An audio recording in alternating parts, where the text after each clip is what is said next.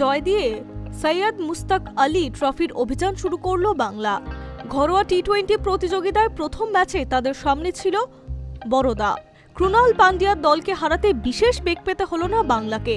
অন্য ম্যাচে ইডেনের ক্রিকেট প্রেমীদের হতাশ করেছে বৈভব সূর্যবংশী। চণ্ডীগড়ের বিরুদ্ধে রান পেল না বিহারের ব্যাটার, তার দলও হেরে গেল। হায়দ্রাবাদের রাজীব গান্ধী আন্তর্জাতিক ক্রিকেট স্টেডিয়ামে প্রথমে ব্যাট করতে নামে বরোদা।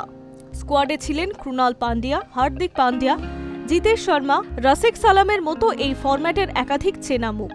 শুরুতে বিষ্ণু পুরুষোত্তম সোলাঙ্কির ৮ রান আউট হয়ে গেলেও তাদের রানের গতি কমেনি। মোহাম্মদ শামির মার খেলেন। ১৩ বলে ৩২ রানের ঝোড়ো ইনিংস খেললেন শিবালিক শর্মা, তাকে ফেরান সক্ষম চৌধুরী। এখান থেকেই খেলায় ফেরে বাংলা। পরপর উইকেট খোয়াতে থাকে বরোদা। তাদের দলের অধিনায়ক ক্রুনাল পান্ডিয়ার একটা দিক ধরে রাখেন। ৩৯ রানে তাকে সাজঘরে ফেরান সক্ষম।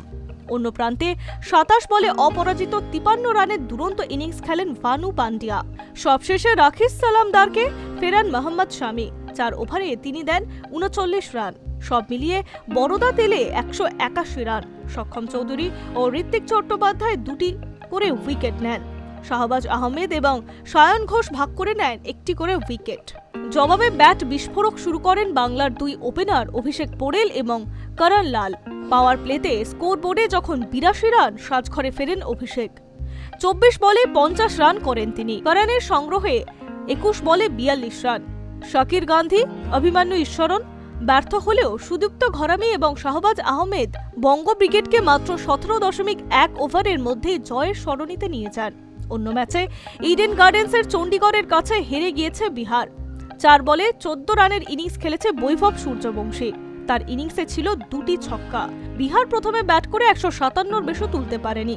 জবাবে ১৮.৪ ওভারে জয়ের রান তুলে নেয় চণ্ডীগড়। High news network.